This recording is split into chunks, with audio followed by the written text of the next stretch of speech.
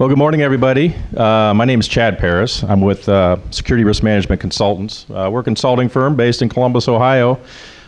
Today we're going to talk about working with architects. And I know that it's a vexing issue for a lot of us consultants, engineering firms, and so forth.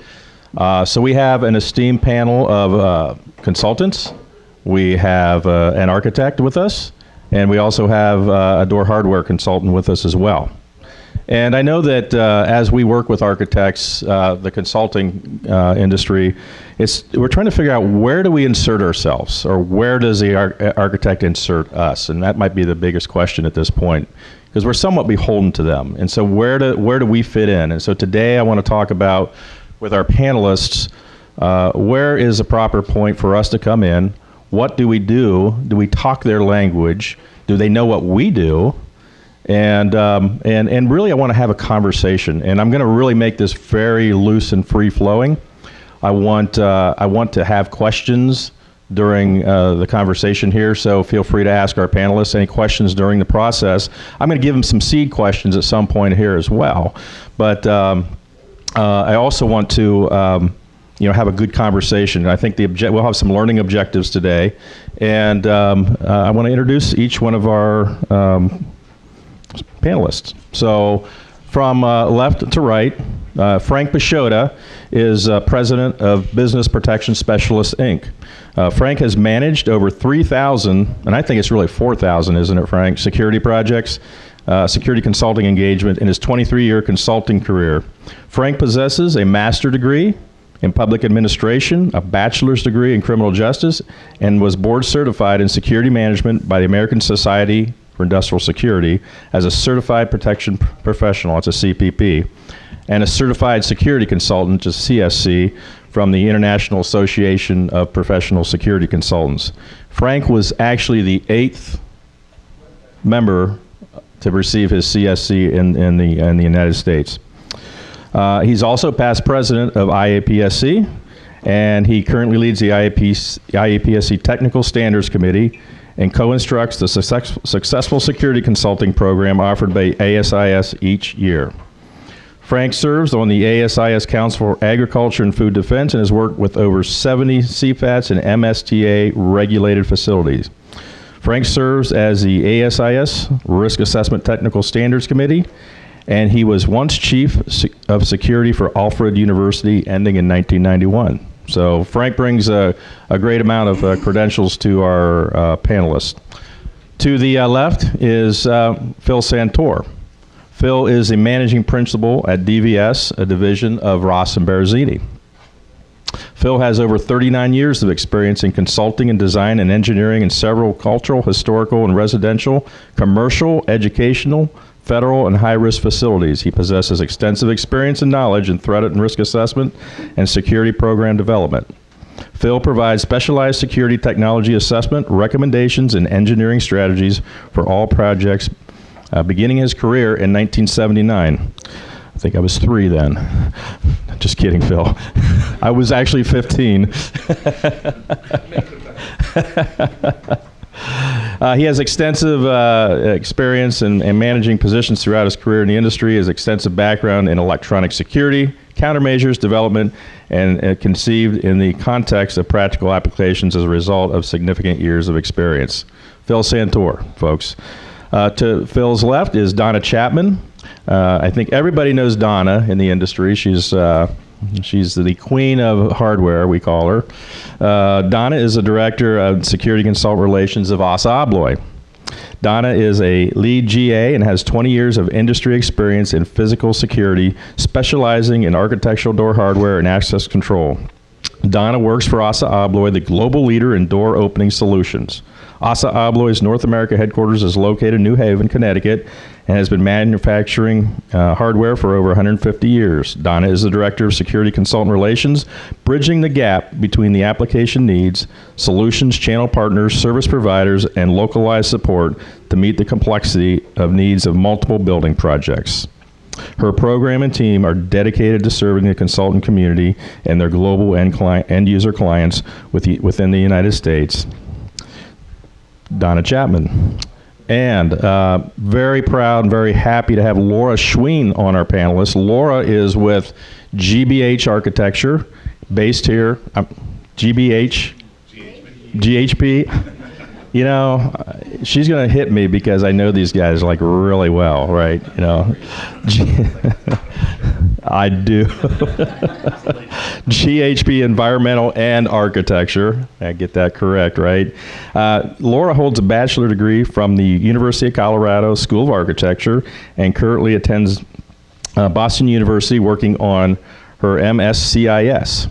She has over 20 years of experience in the A&D community and has had the unique experience of spending several years working for a security consulting firm. So she brings really a very diverse background and thus seeing projects from the other side. She has done both program management and project management for clients such as Vanderbilt University, Metro Nashville Government, and the state of Tennessee, and many hospitals and museum projects around the U.S. So that's our panel, folks.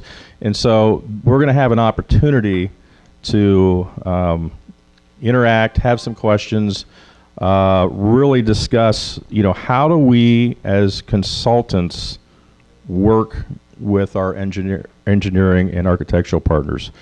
So I want to get a little bit of gauge from the crowd here so I really understand who our audience is when we're asking questions and interacting with each other. So if I can see a show of hands, who are security consultants who just do security consultants, and I don't mean the MEP firms, not engineering firms, just pure security consultants. Can I see raise of hands here? So, okay. Who are security consultants who work for engineering firms who have a division or a practice in that field with engineers? So pretty small crowd here. Okay, interesting. Let me ask you this. How many of you I think we have some manufacturers in here, so let's see your manufacturing partners as well. So a lot of manufacturers. Okay, that's interesting. Interesting. Okay. Anybody else that I miss? We got integrators. We got Jim back here as an integrator. Integrator? No, consultant, IT, AV, and security. So okay, IT and AV, low voltage, all that. Okay, good. Any other? Did I miss anything? Okay. So a lot of pure consultants, a few A&Es, a fair amount of manufacturers, and one integrator. Okay, Jim, you're standing out. You got a green badge? Yeah. Inside joke. So you know, as we talk with our integrators, I'm going to start asking some questions. But again, I want anybody to start to chime in if they have a question of one of our panelists here.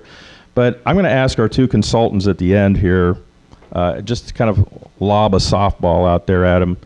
What's the biggest challenge you think working with an architect when you're engaged, when you're initially engaged by an architect? Okay, we're not going to talk about how the engagement happens. Let's talk about how the process happens once you are engaged. What are some of the biggest challenges you have dealing with architects, good and bad? I mean, maybe it's not challenges, maybe there's some positive things here as well. Sure. It depends when we're engaged. If we're engaged early on with an architect, it's really wonderful. We can help get through concepts. We can, vet out any fatal flaws in the project. Unfortunately, that doesn't always happen. Many times we're brought into a project and, we'll get a request, that CDs are due in 9 weeks, by the way, and we'd like you to come in and kind of go through the project with us. That makes it very difficult. So part of the time with architects is sometimes helping educate them, but it's also letting them know that we're not here to change their design and program. We're here to support that mission of both the architects and the clients. They've got a mission. That's why they reached out to us to help support it. And we need to recognize we need to do that. So there's some education. And as we meet with new architects, we educate them, and hopefully, they walk away with understanding why we need to get engaged soon. So hopefully that next project, we get a phone call a little bit earlier as opposed to a little bit later. And let me... Sure, I think that's all good. Tactically, when you're in the middle of a project, having the proper access to the owners, who are really the decision makers, not the architect, and the architect's working for the owner, but having access to the owners can be challenging. Getting the floor plans frozen to a point where there's not change after change after change, and you're having to go back and redo your work. Those are some tips that I think might be helpful. Yeah, thanks. And I forgot, we do have a special guest in the back of the room too, because Dominique Arrieta is actually the president and CEO of GHP Architecture, and she's here to help support Laura. And so just keep in mind, if Laura gets stumped on a question, we're going to go back to Dominique and put her on the spot. Just kidding, Dominique, just kidding. So, Laura, I'll ask you from the architectural perspective, what are some of the, from an architect's perspective, when do you decide that you need a consultant, a security consultant? I mean, you know, a lot of us understand when we're with a consultant or an MEP firm that, you know, the MEP kind of brings part and parcel a lot of those things as well sometimes. So they can bring some of the security design when they're also doing low voltage and in plumbing and mechanical and electrical and all those things. But when you have a very specific security need, where do you figure out it's time to bring somebody in that's really more specialized, not just to do design, but perhaps we're doing risk and vulnerability assessment, all those other things that might come into play? Well, I speak from experience in that what we have done on previous projects is we have added the element of program management. And when program management is added to an architectural project, then you've got that oversight and that big picture umbrella view of what's going on in that project. And you're able to really, you know, we were able to set out a budget and say, hey, we're going to need security consulting for this project. That, as you all know, doesn't typically happen, right? So typically what happens is, you know, oh, we're at 75% CDs. We really haven't thought about this. Who do you know? You know, who do you know? Who can we call? And at that point, it, you know, as we know, it gets really squirrely right around that time of the project. So my, you know, my way of experience is that if we can add, or if you can talk to the folks that are doing program management, then you're going to get a much more balanced project in general. And we've just found that if you add that element to any given project, then you have that greater level of organization. Yeah, and you know, likewise, I've had a lot of experience in this field, and sometimes I find that, you know, it's how do we get the architect to recognize that need to begin with? How do we get the architect to recognize that they need a security consultant that can bring all those tools to the table, not just from the design perspective, but really working on the overall program, getting involved early when they're developing program of requirements for a certain project. And I think as consultants, we sometimes struggle with that and trying to figure out how do we get in front of an architect, how do we get the architectural community to understand, you know, we're out here, you know, the consultants are out here and, you know, willing to work with you. We really don't want to get brought in late. We really want to get brought in early enough to help affect perhaps the design. Not always, but sometimes if we're looking at a critical facility, you know, we're looking at setbacks, we're looking at other things, site features that may need to be looked at through the security lens, perhaps. Or through a SEPTED lens. Or through a SEPTED lens, exactly. And, you know, crime prevention through environmental design is really huge from the security consulting community when we're designing, we're starting out early in the design of a facility. So Laura, I'll keep this at you here. What do you think are some good strategies for our consulting community to get in front of the right people in the consulting firm? I mean, we have tried many different avenues, from, you know, the basic lunch and learns to trying to develop a program where the architects can earn CEUs. Been a struggle. It's been a little bit of a challenge. Sometimes when we've gotten in front of people at architectural firms, it's not the right people. And so you have any recommendations for us on how maybe we can get in front of the right people within an architectural firm? You know, I don't have the perfect answer, of course, Well, if you did, we'd all know that, right? And we would be able to deploy that, but and it's different for every firm. I know, I get that. Yeah, and every project is different. Every firm is different. Every project manager is different, and you're learning who to deal with in the most appropriate way to get them to really understand what it is that you do as a consultant.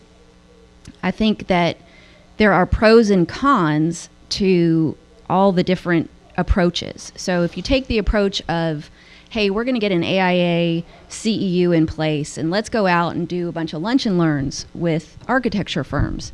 One of the things you have to consider is, number one, you're probably going to get a group of 20 people that are junior designers, interns, interior finish folks, and they're not the decision makers. And they want a free lunch. And they're tired.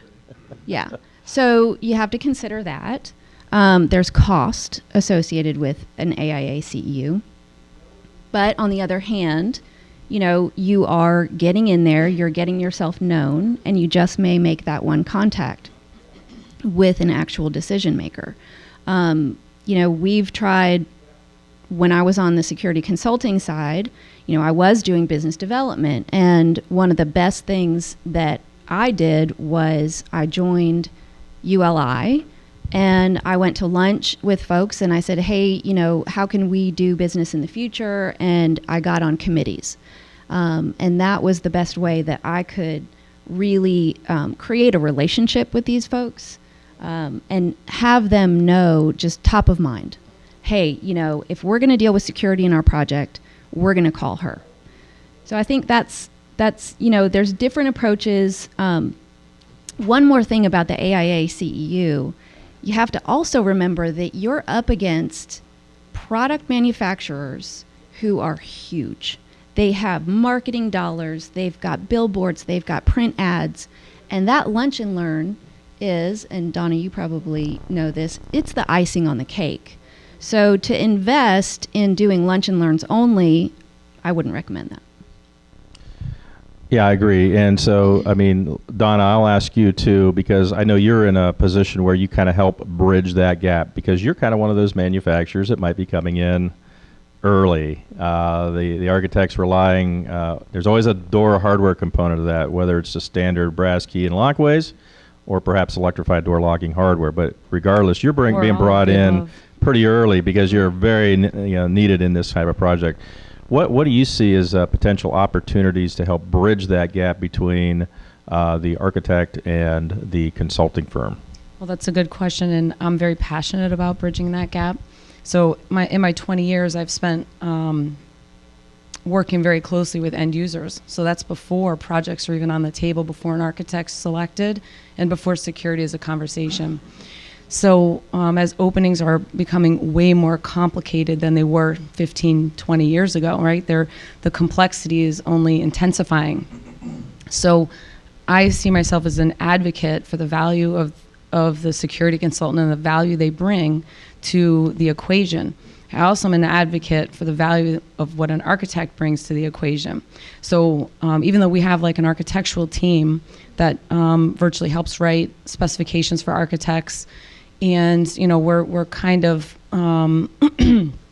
mainly with my role bridging the gap between the security consultant world and the architectural world, where internally we're trying to ask different questions. Meaning, like if an architect calls and says, hey, I need you to write a specification, do my door hardware schedule, and then, oh, can you do these 5 to 15 electrified openings, some card readers and that.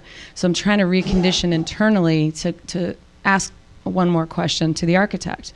Who do you use for a security consultant? And do you need a recommendation? And that recommendation would come to myself and my team. The other thing is advocating for the value of both parties. Now, you have different expertise, different specialties, but you complement each other very beautifully. I do think that there's a gap because you need business development people to kind of talk about your value. Like here you're trying to get time, doing lunch and learns and everything, because, you look at all the products and the brands that manufacturers have, your lunch and learns, you're going through a lot of product, a lot of material, and to be honest, architects, they have to know everybody's everything. and security consultants have to also know about everybody's everything that's available. So you both wear you have big shoes to fill. Yeah. So how I navigate that way is really just talking about the value of both parties. So as an example, I was in with a security consultant firm, and walking in the door, they said, "I'm mad at you." So I'm like, "Oh no," like, what'd I do? And they said, "Well, your architect, or the architect made some changes. You guys wrote the specification, and we didn't know about the changes, and it's all my fault." And I was like, "Oh, all right, let me explain something." An architect uses an architectural hardware consultant. There's like a contractual agreement between the two. They can't just go and say, "Well, let me ping the end user, or let me ping the security consultant," because you can't do that.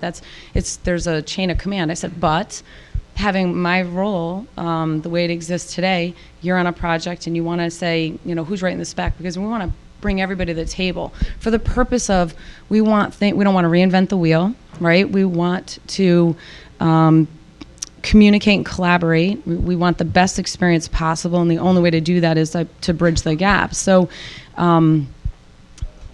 by bringing the security consultant who's interested on who's writing the specification, I can go back and at least verify if my team's writing the project. So now I can bring everybody on the table. So that way it kind of opens up the opportunity to collaborate and work together for the best user experience possible, because it is complicated, and access control and electrified hardware is growing dramatically, and users want more access control. So that's, I guess, the pickle that we're in. Yeah, and I'll ask the audience. I mean, have you discovered any strategies that work for you? Is there things that you have done to get in front of the architects and educate them? And I think that's what a lot of it is about educating what we do. Not that we are selling a product, but we're really we can be an integral part of the design team. And we all have different levels of skills, right? Each one of our firms can do different things. We have to speak the language. We have to understand all the phases of design. We have to understand deliverables. Who are we beholden to? Are we beholden to the architect, or are we beholden to the owner? Oftentimes we get involved in projects because the owner has an issue. It's not necessarily the architect. The architect might be forced to bring us on, but any hints, anything that you've found successful. And I'm going to run around like Phil Donahue a little bit here, because I want everybody to be able to hear this. And on top of that, Scott is recording everything for us back here, because it's going to go to everybody. So Greg, Yeah, Greg from CHA Consulting. I was taking some notes, and some of the things that we bring in business development is critical. I've met with a lot of architects with the amount of years I've been in the industry, and a lot of them say, "We didn't know that you do this." We work with them on the MEP side, but the other things that we bring into the architect is the heat loads, the size of areas, that equipment's got to go. Some of the stuff that I think is left to the end. Data rooms have to be air conditioning, providing space for the command center. Those kind of things very often get left behind. And if we don't have that discussion early on, when you've already got the schematic design done, then space isn't available. So I think it's critical. But educating them, I think, face-to-face in their offices is much more effective than having lunch and learns. I know it's time-consuming, but we're in their offices. We're meeting them. It becomes more, I think, relational. We have some architects who actually do testing on equipment for locking. They have to vet it. Don is very familiar with how New York State does business on locking. So there's got to be a relationship there, and we have to know who the players are, both on Donna's side as a manufacturer, their reps, how they work. Architects sometimes don't have the budgets to be able to hire a separate AHC or have it in-house. So manufacturers reps easy, I think easier to deal with. So we try to at least have that relationship built, and when issues come up, talk to both sides. Because we are beholden to the architect if they've hired us. The owner sometimes hires us to be their rep to try to fix the problems. But the problem is we're trying to say, let's avoid the problems early on and deal with them up front and figure out how you're going to do it and what your budgets are too. Because they want, if $5,000 a door, let's say, is the average, their budgets get depleted very quickly. So I think all those things have to come together, and we have to show our value to the architect. talking about the building itself and how it works, the SEPTED stuff, the operational issues, how's it going to be used? We can think of all these great things, but we have to at least know how the owner's going to use it, and that's going to come from during the program part of it. Right. You know, the best thing that you can do, both as a consultant and as a product manufacturer, is get on the architect's billable time.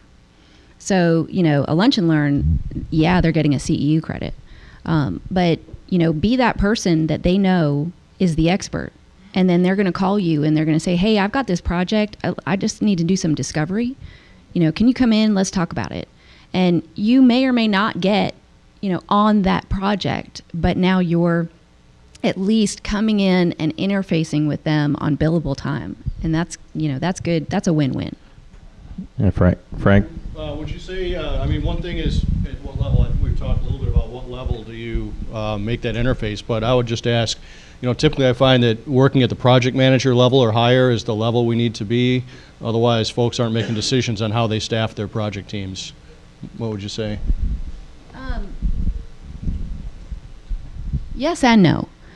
You know, I've had a project where, you know, we needed somebody to come in and just give us a general idea, and it was a project coordinator, you know, that expert, quote unquote, came in and just kind of got a lay of the land of the project itself, and then it went on to, you know, that person then became a part of that project. So, I mean, yes, of course, we want it, the higher up the better.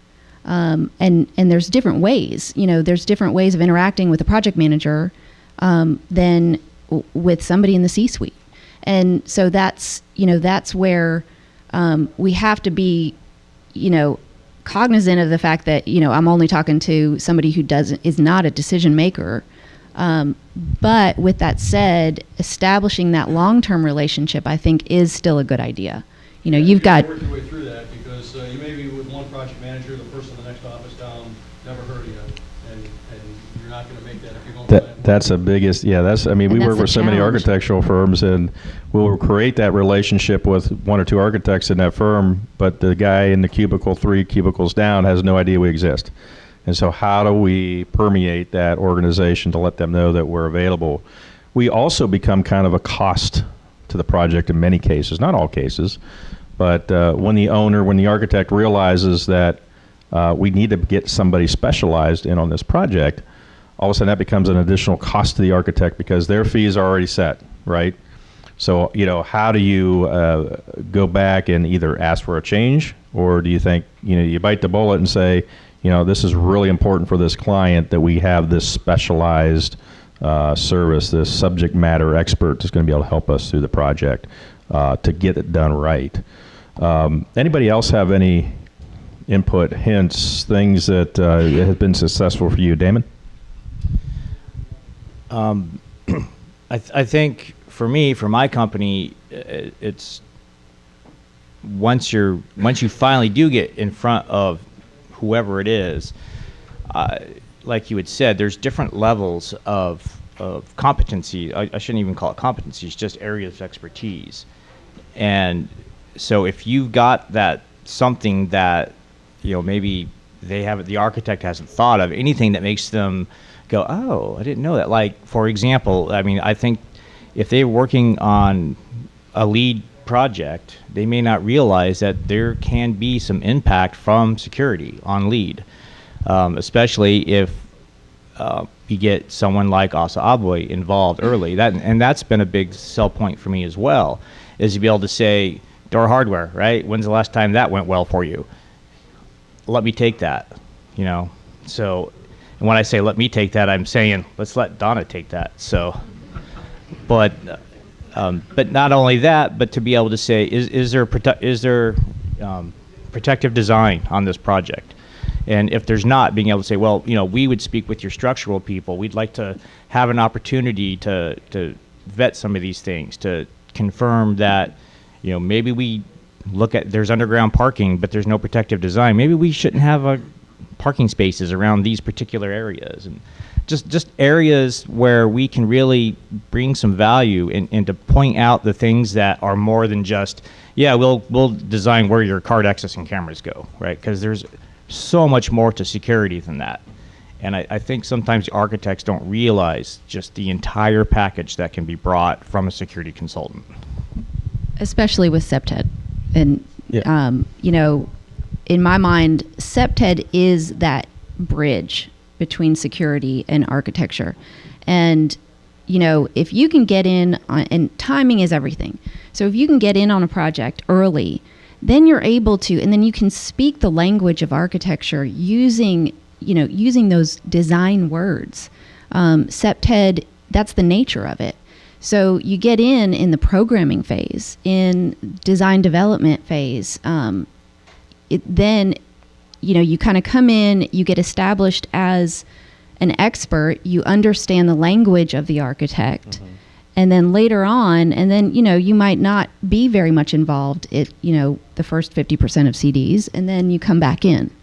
And now you're doing an entirely different set of tasks, but you've established yourself with SEPTED, you know.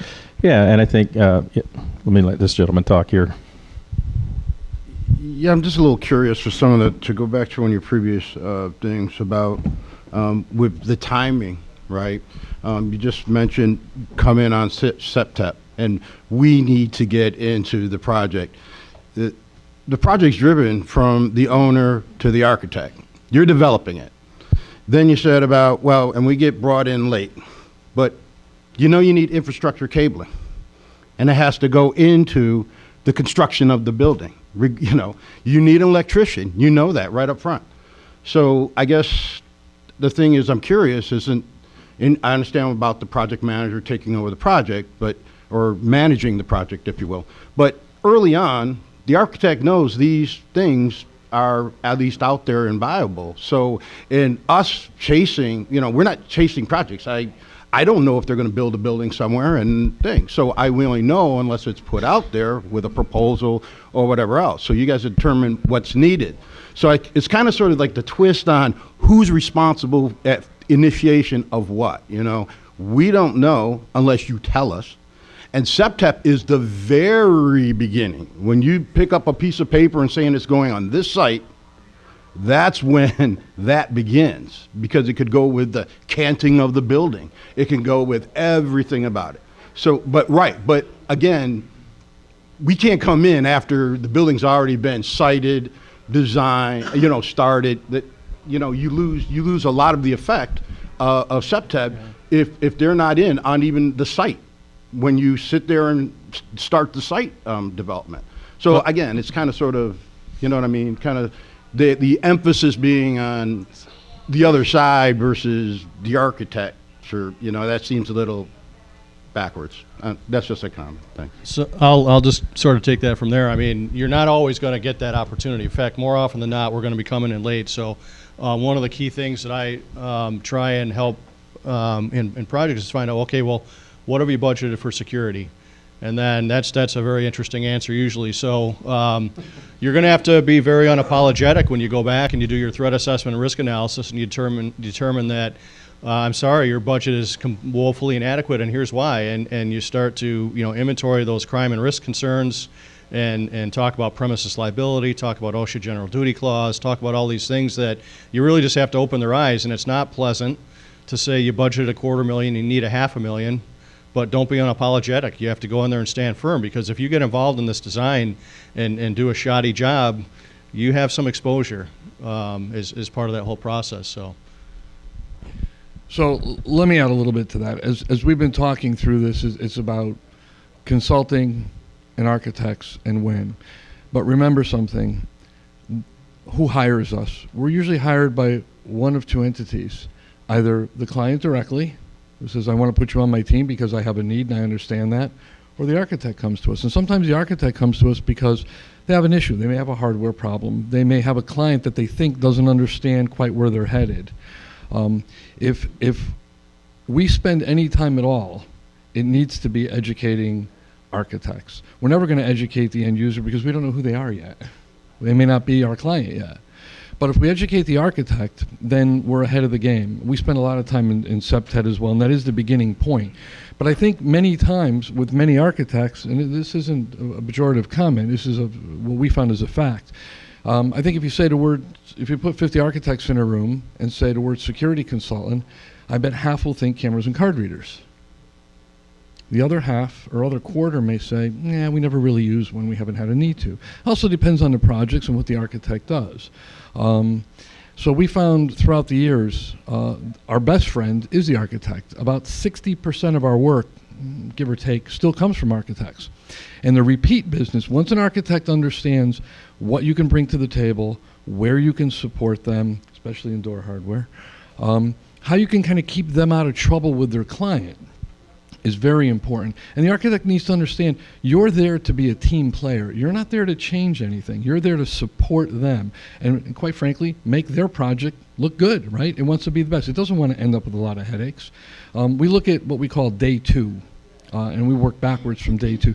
Day two is where the project ends, and all of us are gone. Day one, the design team's still hovering over the client and we're all making sure everything's okay and it works well. Day two, we're all gone. The architect's gone, the engineers are gone, and the client's all alone. What happens? The client says one of two things. Who are those idiots? Or I'm glad they were here. And the only way you get to the I'm glad they were here is to help the architect work through their program. Most architects we work with, want to leave their signature on a project. It may be a lobby, it may be a staircase, it may be a curtain wall, and you need to understand why you're there. It's not just about, can I keep my client protected? It's more than that. It's how do I keep my client protected in the context of the project? And that's what architects need to learn from us as consultants and engineers. And it's our job to get there. And the lunch and learns, unfortunately, as we've said, don't work. So how do you get there? And that's the real question. We're all still it really is proving yourself. And I'll add to that, Phil, and I'll let Frank say something. What we bring to the table is not just cameras and card readers. I mean, and I think that's a little bit of the misconception. And you're exactly right. We have the same thing with our architectural friends. We have the same ones keep coming back, because once they realize what we do, because we're not just looking at the technology, we're looking at the overall program. And what are the right technologies, or what are the right security things and posture we need to put in place to support that organization. It's really organizational supporting, not just that we're going to put as much technology in, because that organization might not be able to support that. So how do we find that happy medium that is sustainable by the organization yet appropriate for the project? One comment I was going to make was I had an end user one time, and they're virtually a day college, and they were talking about their dream to be a boarding college. Okay, this is a conversation about a year and a half long. So then I get the call, Donna, the committee decided on it. We're gonna go from a day college to a boarding college. You need to come in here right away. So I was like, okay. So we're meeting, have a conversation, and I was like, what did the board approve? 800 acres of new building projects. I go, I said, who are you using for a security consultant? He's like, well, it's going out to bid to 3 architects, and we'll use your door hardware sets. And I go, no, you're not. I said, let me explain. I said, you have 800 acres of new building projects. You're going to go from a day college to a dorm. You have no idea the night and day what that looks like. So I connected that, and I said, let me tell you, the value of a security consultant. The architect, they have their value too. I said, but by working with a security consultant directly, I said, it's not just about cameras and readers and all that stuff. It's like, hey, maybe I should put my parking lot over there for traffic flow, right? For to avoid door props because you put in access control in an area wasn't convenient or something like that. So he's like, oh, that's a really good idea. He didn't know anybody. So I said, oh, no problem. I'll connect you there. So I'm saying I am an advocate for both the architect and both the security consultant. So we are starting to change that script. So it's really advocating at the owner level so that they understand the value of both parties and to work directly with them, because then that immediately bridges the gap. Why? Because now there's a meeting, and because they have a security consultant and an architect, everyone's at the table. So it's going to avoid problems, miscommunications. Oops, I forgot that's a full glass door and we want to really lock that up. It makes it complicated. So so there's a lot of things, you know, that we're really making an effort to do to change the script, because access control and security and cybersecurity and risk assessments and that is getting more complicated, and the need is just that much more intense and growing. So bridging the gap between both parties is necessary as this industry is evolving dramatically. I've seen a lot of dramatic change in the last 5 years, let's say, and it's going to intensify. Yeah, and we call some of that building it in and not bolting it on. And so it makes it integrated into the project, as opposed to, oh gosh, we forgot to add security, or we forgot to do this or do that in the project. And let's build that in, because now it looks, the aesthetics are better, right? I mean, you know, the architect really, you know, one of their key things is let's make things look nice, pretty, aesthetically pleasing to everybody. Oh, we forgot to do something about with security, we had to put a mag lock on it. It's ugly, right? So yeah, you know, again, this is, I know I'm preaching to the choir to a lot of you folks on this, because we all have our pain points and good points working with architectural firms. And I know our friend in the back, Dominique, I know she's had lots of experience working with consultants and understands the intricacies of architecture, and of course Laura does as well. And we have to figure out, I mean, as an organization, as consultants, how do we present to them and the value that we present to them, and that's always the challenge. Dominique, I'm so glad you're chiming in here. I'm going to bring back the microphone if you can, please. Well, we're also advocates for building the right team. So we're always looking for the right people on the team, and you know, we're balancing lots of different constraints.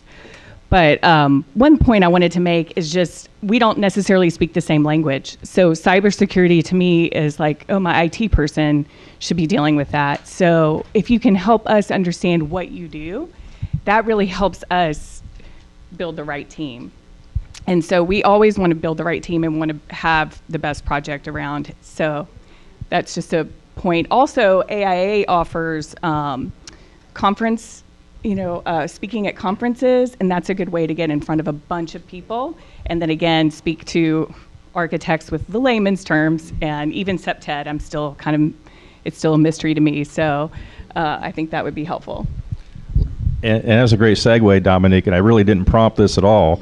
But myself and I don't see Greg Schreiber here are actually going to be speaking at the National AIA Conference next summer. And so one of the program managers found us, and we're going to talk about a lot of what we're talking about today. How does a consultant get in front of the architects? And that's the audience we want to speak to, right? All of us consultants out here really want to get there and speak to and educate the architects on what we do, because it is a mystery to a lot of people, because it's kind of one of those necessary evils that we got to implement in our facilities, and sometimes it comes at a cost, and sometimes that cost, like Frank mentioned, is not quite what was thought of. Phil, was you going to add something? Yeah, let me share something to what you were just saying about education. When we did the new Sandy Hook School, it became a really collaborative effort with the design team. One of our requests was, it was a pre-K through 5 school, and from the parking lot, or where vehicles or persons could approach via parking lot, we like to see windowsills for pre-K through 5s at 44 inches above finished grade. And the architect looked at us and said, yeah, I don't think so. We want much more light than that. We want sills at 22 inches. And we said, well, that's really kind of low. And they said, okay, let us think about it. And this is the collaboration part that is really so important as a team.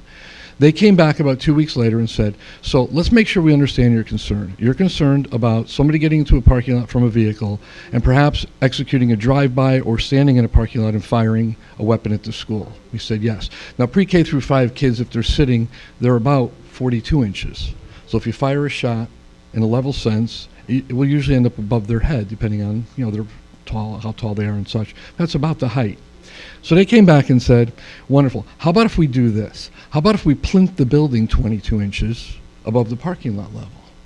And we create these wonderful ramped entrances that won't really look like ramps. There'll be little bridges over this moat that we're going to kind of do. That's really an educational rain center. And it worked.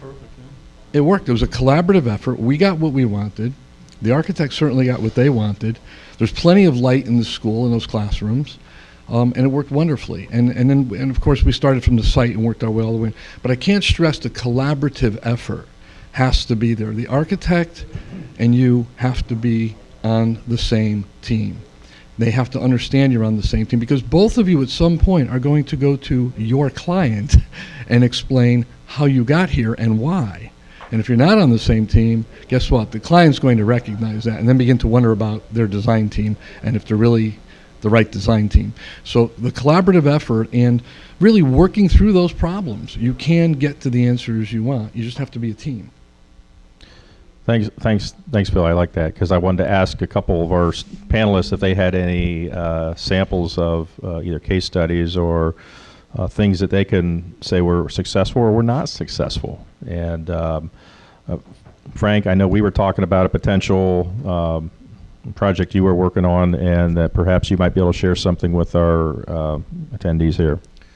Sure. So this was a healthcare project, and before I do that, I want to just follow up on something that Phil said earlier, which is you don't always know who the project owner is going to be. But I would submit that for the consultants here who have a generalist practice, and you're doing risk assessments, and you're doing other security management services, you do know who that owner is going to be, and you should begin to educate your client when they have a project and they hire an architect that you should be brought to the table, or somebody should be brought to the table and made a part of that team. So don't ignore the owners that you're dealing with directly before the architect shows up, because that project may be 2 or 3 years down the road. They will hire an architect, and you want to be at the table as well. So, this hospital project was a case where beauty overcame brains. So, hospital emergency departments are very dangerous places, and typically in the healthcare business, you want to have a very visible security presence in the ED, so that when people come in, they see, okay, there's security here, and it can help to deter some of the bad behavior that you get. In North Carolina, they have a classification of security officers called company police, where you can essentially create a police department within the organization, and those are armed, and they're like regular cops, arrest authority, and all of that. So when they redesigned this emergency department, they took the company police and they stuck them back in the treatment area, completely out of sight, can't see them. They stuck the triage nurse 5 feet from the front door, and I come into this thing, I'm saying, where's security supposed to be here? Oh, they're in the back. Oh, okay. So I just sit down and I observe for a little while, and so you have people that are coming in, the line is all the way out to the door, and the waiting room is right there, and you've got these patients that are hard of hearing. It's like the nurse is trying to whisper, "What's your date of birth?" And they'll like, huh? What's your date of birth? And she's screaming her date of birth out in this room full of people, so like 10 HIPAA violations every week. So not every week, every hour. So then they start to realize, the nurses start to complain, like, geez, we're security, we're out here all by ourselves. And so in their infinite wisdom, I look under the desk, and there's this riot shield underneath the desk, like this big heavy thing, like 5 feet long. And the nurses were like, well, they gave us that in case there's an active shooter. I can't even lift it. So this was a case where beauty prevailed. It's a beautiful lobby, not a very safe place for the nurses to work. So in that case, it was just the internal security people didn't have the knowledge, they didn't have the influence to get to the table, and that happened without much in the way of security considerations. So, thanks. I'm going to go back out to the audience here. Do you have any stories that you can share, brief stories? Anybody out there that's success or bad or good, or things that you want to share with the team? I think we're all here to kind of learn from each other, and I think that's the beautiful thing about this conference is, we see each other, we compete against each other, we collaborate with each other, but I think the beautiful thing about the security consulting industry is we share information with each other typically. But anybody out there have anything they'd like to share as far as successes working with architects? Anybody at all? Put you on the spot. Okay. Derek? Not speaking as a consultant, but as a manufacturer's representative. Quick story I can tell you, a good relationship in working with a security consultant in Chicago, some very large high-rise buildings. Had the opportunity to get involved early. That seems to be a recurring theme. The sooner you get in, the better. Had a chance to bring a security consultant in, created a dynamic design team with the architect, and it's a 2-year project, but we were moving into, I think, a very successful construction portion. So those relationships exist. But I had a thought as I was listening to everybody's comments. Again, as a manufacturer, working with the design teams of an architect, working with the security consultant group, working with the end user and the integrator, because we get involved in all those aspects. One of the things I've come across, I think that's interesting, I'm not sure what the answer or the solution is, but in working with integrators who have relationships with property management companies or have a history with an end user, and they're already embedded into the facility, and all of a sudden a new project's launched, lobby renovation, upgraded the security package, whatever. And I've heard comments that, oh boy, here comes a security consultant. They're going to come in, they're going to open this thing wide up. I'm not going to have any advantage because of all that work that I did prior to get them where they are today. It's going to go out for open bid. So I don't know what the answer is there, but I think I know there's a session that's called, I think, Security Integrator, Friend or Foe, so I'm going to try to sit in on that one. But I think it would be interesting and maybe some time well spent, again, and maybe you guys already do this, to reach out to that integrator community to make sure they understand your benefit as well, so they're promoting you on their projects. Because right now it's kind of a love-hate relationship, and that's what I've seen. It's more of a fear factor than it is an embrace of, boy, this is what these guys are going to bring to the table, and here's how we can work together. So just a thought from a manufacturer's. Thanks. It looks like Phil wants to say something, please. Let me comment on that real quick. So depends who's bringing you in. If the client's bringing you in and you've done a lot of work, and Jim Henry's sitting right over here, and we've done a tremendous amount with Jim over the years. If we're brought in, it's probably because the client needs some help, right? It may not be what you did was deficient or wrong. It may be the client says, I want a third look. Or second look, I want some validation of this.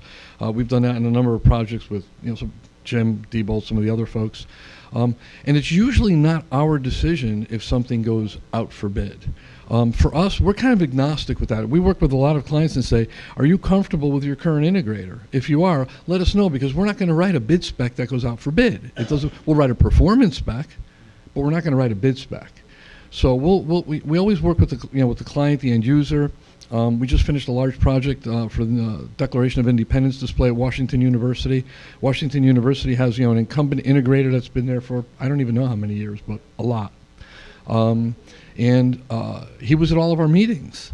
So as we went through design, he was able to say, yes, I can do that. No, I don't do that. He brought some ideas to us. So when we finished the design, it wasn't going to go out for bid, but we did have a performance side that we anticipated was going to be met, which it was. So many times, working with the integrator at the table, and Jim will testify how many times we've been at the table, it can be very, very helpful to the client. I think it's understanding that relationship and setting those parameters up front. Why are you here? How can we help? How can we collaborate together to really raise the bar for our client? That's, at the end of the day, why we're all here. But I would also add to that it's incumbent upon us as consultants not just to be having discretion about what you bring to the table. So you should understand, okay, this turnstile has EUL listing, this one does not. What's the difference? And does it make a difference in this project, so that you're qualifying the products as to the requirements of the project, not just, okay, we need 3 bidders, just go ahead and pick whoever we saw at the last conference. That's a great point, Frank, because oftentimes the end user is don't know. They just don't know, and so the integrator sometimes brings products to the table that best suits them, and so we can help vet that product to make sure it's the appropriate product and not something that's not sustainable or even works in their organization. You going to say something, Damon? I was just to get back to your original question of success stories working with architects. One area where I really felt that we were very successful was working with the other consultants, under the overwatch of the architect, was to and I'm sure you've all run into this, the city or county has a requirement for the number of plants and trees that have to be planted, right? Well, that's always very counterproductive to where you may want to locate cameras. So working with the landscape architect directly, working with the lighting architect directly, and talking to these people at the county and bringing them all together, we were able to make a package that we could go back to the architect and say, what do you think of this? Because this is going to meet some of the SIP-TED requirements you've asked for. This is going to meet my requirements for the cameras. This meets the county's requirement for the plants and trees, and we can light it all up efficiently. So that was a fantastic success story right there. So that speaks to the fact that, you know, at the end of the day, the architect is dealing with not only making things beautiful, right? So, you know, the architect is really working with a lot of constraints and trying to manage all those different constraints and what trade-offs can be made. You know, there's multiple stakeholders, multiple trade-offs need to be made, and that's the role of the architect. And coming back to what Dominique said, which is the more that they can be educated about what is the difference between a security consultant and an integrator. You know, I think if you take just an everyday architect that doesn't work on the larger projects, they probably don't know the difference. They might look towards the integrator to be their security advisor or consultant. Exactly. And that's not always bad. There's good and bad out there. I mean, there's some really great integrators out there, and Jim is one of those guys. But there's some out there that, you know, you question. And so if the end user or the architect is relying on somebody who's really beholden to the amount of products they install or the type of product that's installed, sometimes that's not always in the best interest of them. That's where we really got to get in front of the architects to educate them on what the value is that we bring to the table on that. Go ahead, Donna. So I have a recommendation, and you all have heard from me, where I ask you, give me your services brochure. I want to know what your specialties are and where do you cover geographically. So I file those, okay? Because so there's a lot of things of what I'm trying to do to help advocate for you and your value and your benefit. But we also have a team that works with architects writing door hardware schedules and that trying to help with the hardware aspect. But if the architect were to come back and say that they're looking for somebody specifically, we're trying to, like I said, change the script a little bit. But those services brochures, which is really something that should be palatable, it should be bulletized, simple, nothing that's several pages. I've gotten some from some consultants, and I'm like, no, just clear this up, make it 2 pages. It's easy to throw around, and it really And to make the point, what she said earlier about she doesn't, you guys might not know, all the things that you do, but by putting together a services brochure, help yourself. That's how you do business development as security consultants, and say, hey, I do Wi-Fi mapping, I do risk assessment, cybersecurity,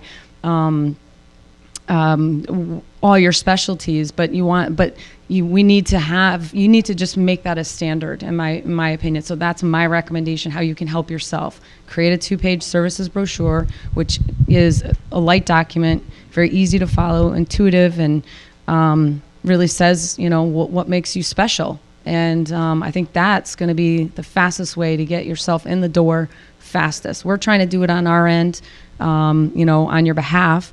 But this is where we can bridge that gap faster and better. That's my suggestion. I would just like to add to that is if you could get us a PDF that we can attach to our CRMs. If you could just get us a PDF that you can attach to our CRMs, or even just a couple bullet points that we can put in our notes in our contact fields, helps us out tremendously when we're trying to build the team. Yeah, so I'll have some security consultants like, oh, go to my website. I go, no. Just give me a PDF document, simplify it, 2 pages. I can move it a lot faster, and we can do something with it. So I agree with that. A PDF document's perfect. Yeah. So agreed, and makes the most sense. The more information we can get out, the better. But I want to build on something that Damon said I think is very important. When you're looking at security for a building, a project, whether it's a hospital, a high-rise, a school, we work with all the different design disciplines. There's not an area of the building that we don't affect, from lighting to signage, traffic, doors, frames, hardware, right? Circulation, part of septhead, glazing, curtain walls. Make sure when you go to an architect that you speak all of those languages, because what happens is you're going to interface with every one of those design disciplines. Vertical transportation, what's the total trip time? What are we loading for cars? What's our up-peak lift time loads, so we don't put too many people in the lobby, because we have 8 turnstiles and we can put a lot of people through, but now we've got a crowd in a little tiny elevator lobby. How do we manage that flow with the architects? So understanding all of the different design disciplines, and when you go to an architect and say, we understand all of these. For an example, Jeremy's here from our organization. We actually have packages that we put together and we customize per job for vertical transportation, lighting, power, electrical, cooling, that we send out to the architect to distribute to the design disciplines. What do we want from vertical transportation in the cable? Are we going to have a card reader in the cab? Are we not? Are we just going to have a hall call station? Are we not? Is it destination dispatch? And understanding, once the architect realizes you understand all of that and can speak directly to the design team, it makes their lives so much easier. Yeah, great point. We are running a little short on time here, so I want to make sure everybody has an opportunity to ask any questions of our panelists, or even just share some additional information with everybody in the room. Does anybody have any questions, any comments or anything like that? Gentleman in the back here. I think it's been a really great panel to listen to, and a lot of talk was about collaboration between consultants and architects and engineers especially.